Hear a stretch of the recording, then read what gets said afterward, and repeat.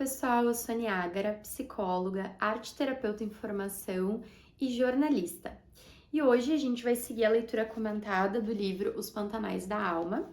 A gente está na página 16, no último parágrafo. Até onde sabemos, nossa espécie é a única que se sente levada a procurar o significado. Esse impulso é frequentemente doloroso, mas é autônomo, e não podemos deixar de buscar o significado. Como observou Goethe na epígrafe no início deste capítulo, nunca podemos compreender esse mistério, senão ele não seria um mistério. Mas frequentemente vivenciamos sua presença na concretização de relacionamentos, nas metáforas da vida, de sonho e em repentinas epifanias de profundidade. Onde quer que percebamos a presença da profundidade no cosmo, na natureza, nos outros e no eu, estamos no recinto da alma. Embora o ego desejasse encapsular essa profundidade em certezas dogmáticas e previsões quantificáveis, motivado por um desejo de segurança, o mistério do qual somos uma parte fragmentária não apenas está bem além da nossa capacidade de projeção, como também além do nosso poder de compreensão. Só podemos nos relacionar com a alma através do mundo imaginário da psique, consciente ou não, compreensível ou não. Embora possamos procurá-la através de veículos impulsionados pelo ego, que vão da teologia à música e ao amor romântico, somos com mais frequência arrastados para os pantanais, onde queremos pelo menos temporariamente residir. Essas descidas são uma prova da ubiquidade, da autonomia e do mistério fundamental da alma. Embora a ideia da alma possa ser excessivamente amorfa para muitas pessoas, precisamos retê-la precisamente a fim de honrar sua ambiguidade, sua intangibilidade. Nossos antepassados viviam em um mundo dotado de alma, que hoje chamamos animismo. Pense neles na próxima vez que você bater na madeira ou disser saúde quando alguém espirrar. Todos nós, em estados regressivos, projetamos a psique sobre a natureza e sobre os outros. O fato da alma estar ou não presente não tem importância. O que importa é que nesses veículos podemos experimentar a profundidade, a sugestão da presença, do mistério que constitui a alma. Essas sugestões são estranhamente familiares, pois são encontros com o que também conduzimos. O semelhante vibra com o semelhante. Baudelaire pôde recordar uma época em que os seres humanos e a natureza não estavam separados. A natureza é um templo a partir de cujas colunas vivas vozes combinadas às vezes emergem. Aqui o homem vaga através de florestas de símbolos que parecem observá-lo com olhares familiares. Moro a cerca de 1,5 km do Oceano Atlântico, em direção ao qual grandes massas migram todo o verão como lêmmingues. Não é para escapar do calor, pois o ar-condicionado geralmente é disponível e bem mais fácil do que enfrentar o tráfego e os maruins. Sem dúvida, é por causa de algo que existe dentro de nós que vibra em uníssono com a imensidade do oceano. Suas profundezas ínvias que causam admiração nos fazem vibrar, porque temos dentro de nós essas mesmas profundezas. Também moro a poucos quilômetros dos cassinos de Atlantic City, a cidade mais visitada anualmente pelos turistas no mundo ocidental, mais do que a Disney World e mais do que Big Apple. Certamente lá também, sobre as mesas de feltro verde e as máquinas que tilintam e reluzem, a alma foi projetada. Certamente lá também são buscados a transcendência de um momento, um poder transitório, um encontro efêmero com o outro. Aquilo que procuramos já está em curso dentro de nós, mas nós superficialmente o projetamos sobre a espuma e a areia, ou sobre a fantasia da vida na Rua Fácil, o Boulevard dos Sonhos. Ou sobre... O Holly está trazendo que tudo que a gente vive, tudo que a gente interage no mundo, aquilo que a gente deseja, aquilo que a gente tem vontade, que a gente acha bonito, aquilo que nos toca sentimentalmente, aquilo que mexe com as nossas emoções, né? Seja de desejo, seja de angústia, seja de tristeza, são coisas nossas.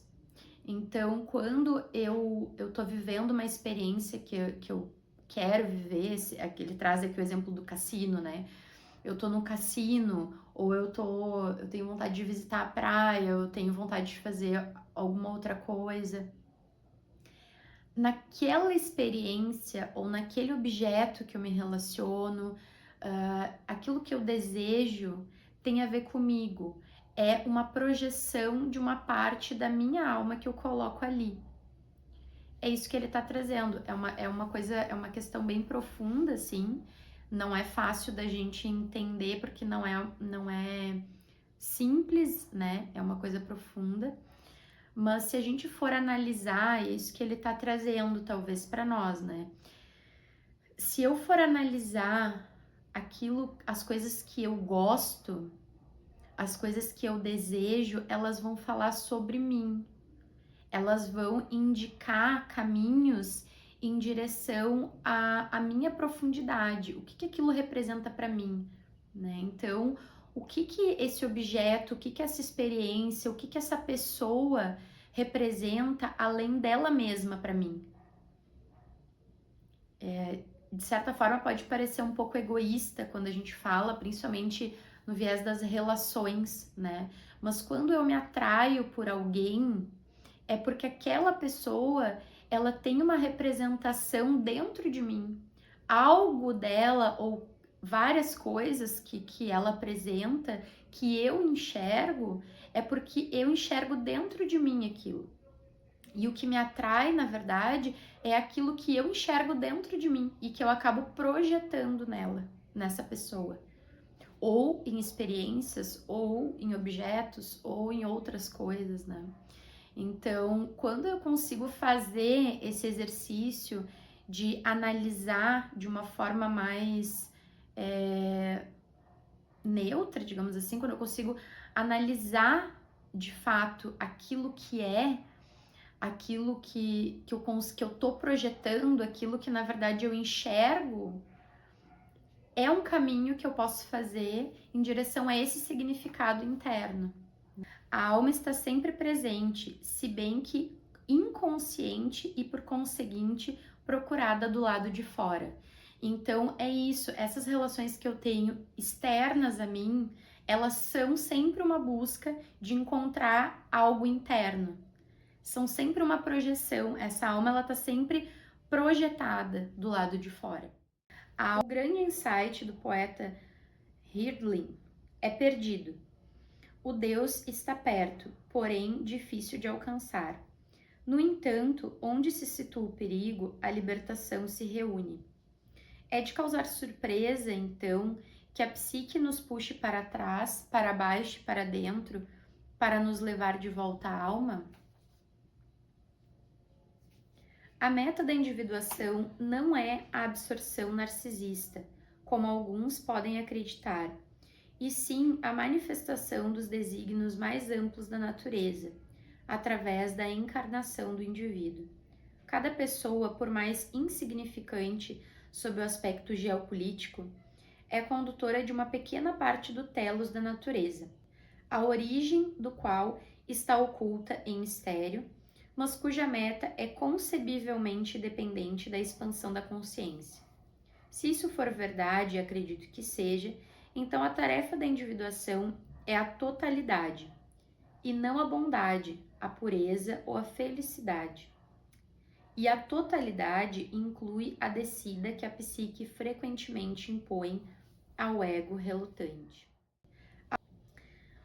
Ou seja, né, gente, aqui o Hollis ele tá falando, então, que o objetivo, né, da nossa individuação, que é esse processo de desenvolvimento psicológico nosso, o objetivo do nosso desenvolvimento psicológico não é que nós nos tornemos uma pessoa boa, com bondade, pureza, felicidade. Não é esse o objetivo, pelo que ele está trazendo.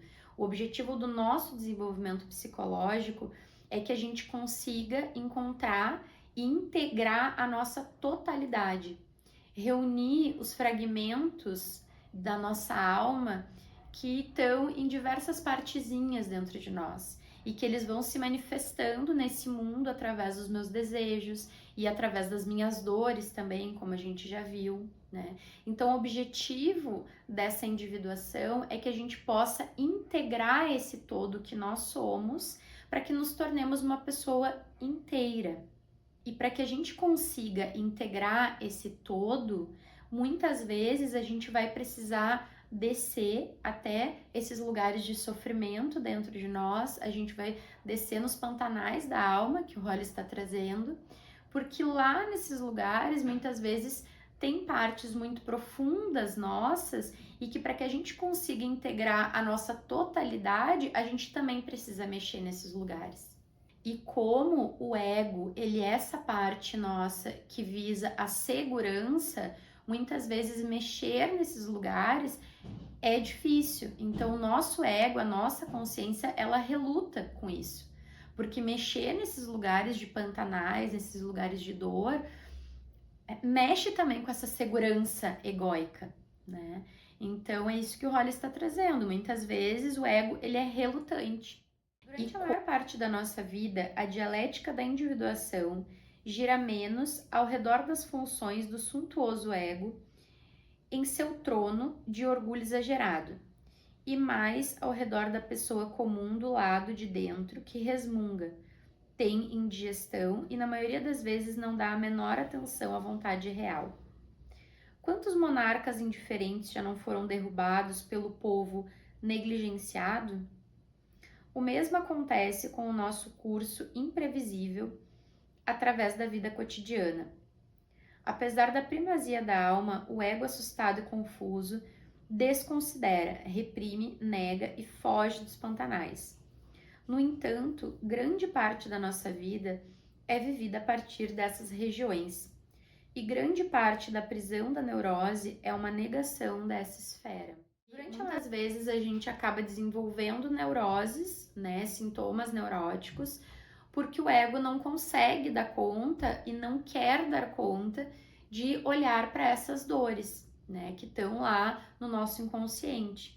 Então a gente acaba desenvolvendo sintomas neuróticos por conta disso, né? Ele faz uma analogia aqui do ego enquanto esse rei, né, esse rei que governa de certa forma a nossa psique, só que muitas vezes nas histórias a gente vê que o rei ele é deposto, então que muitas vezes o rei ele é derrubado por pessoas comuns, pelo povo, muitas vezes que foram negligenciados, que se reúnem ali, né, num movimento, enfim, e acabam destronando esse rei. E o que é esse movimento? É quando a gente tem muitos conteúdos inconscientes e a gente não olha, a gente negligencia esses conteúdos, né? Então o ego negligencia, não olha para esses conteúdos, só que isso vai se acumulando, isso vai piorando e chega uma hora que rompe, né? Então é forte demais para o ego conseguir dar conta. Então aqueles conteúdos que estão lá no inconsciente, eles acabam tendo uma força muito grande, capaz às vezes de desestruturar esse ego, então que é tirar esse rei do trono, né? E aí a gente vê até questões de psicose, a gente vê rompimento com a realidade, né? A gente tem várias questões que podem acontecer. Então, Jung declarou que ele não buscava a causa de uma neurose no passado, e sim no presente. Pergunto, qual a tarefa necessária que o paciente não realizará?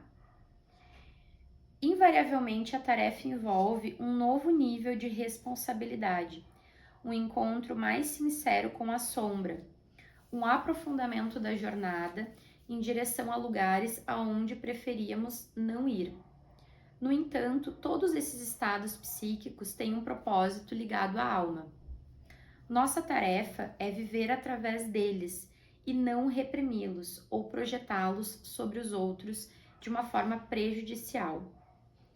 o que não é enfrentado internamente é ainda conduzido com uma profunda patologia pessoal.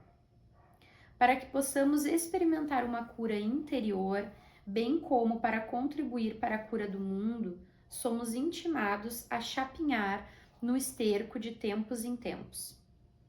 Mesmo quando não o fizer espontaneamente, mais cedo ou mais tarde, seremos arrastados para isso. Uma amiga dos meus anos de treinamento analítico costumava dizer repetidamente a respeito de qualquer situação desagradável, fosse um conflito com outra pessoa ou um sonho perturbador. Mas qual o significado disso? Eu acho isso irritante, mas ela estava certa. Qual o significado disso? Ao procurar a resposta, ampliamos nossos horizontes e vivemos com maior dignidade. E o não enfrentado internamente é ainda conduzido como uma profunda patologia pessoal. Então é isso, enquanto a gente não olhar para o que nós temos dentro de nós, isso vai ser projetado externamente como algo negativo muitas vezes, né? Como uma patologia pessoal nossa. E aí aqui ele traz uma sugestão, de certa forma, né? Uma dica para que a gente possa olhar para esses conteúdos inconscientes, que é o exemplo da amiga dele, que quando acontecia alguma coisa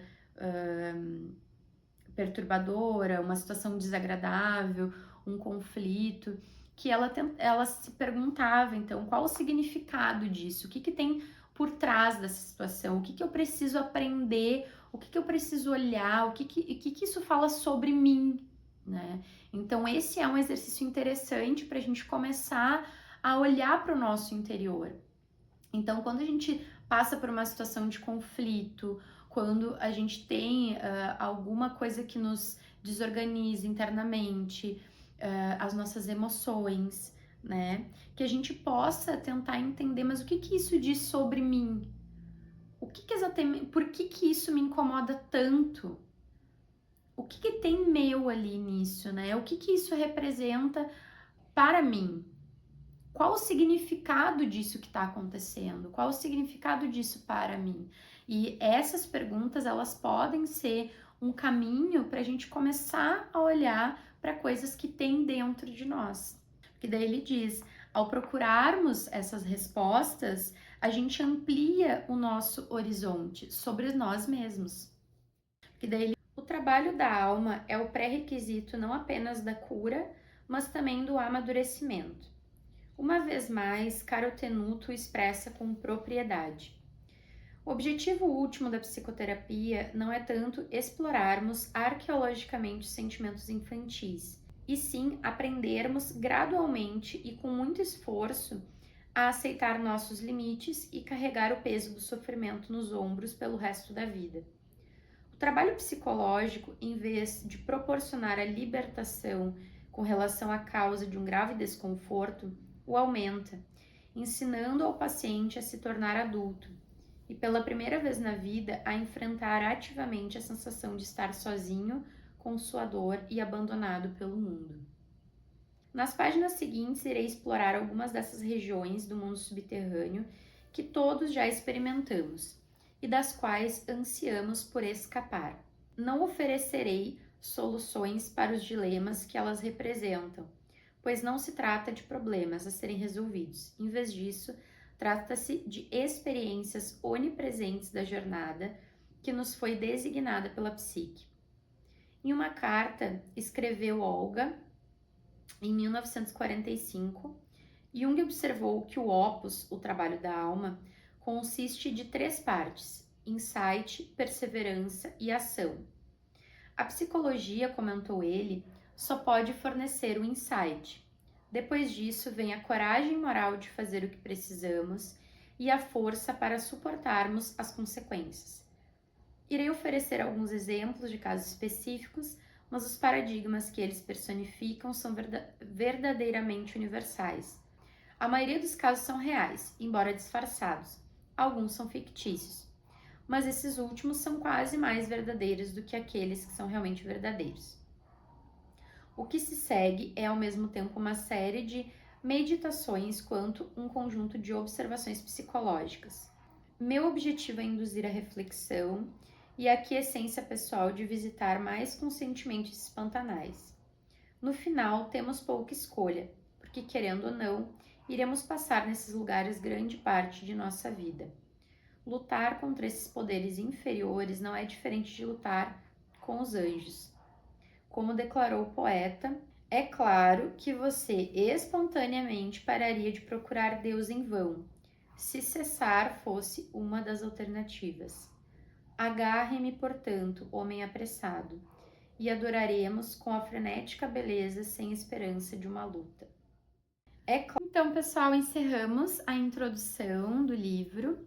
Depois a gente começa, então, no capítulo 1. Espero que vocês tenham gostado. Qualquer coisa, deixem aí os comentários de vocês, que eu respondo assim que possível.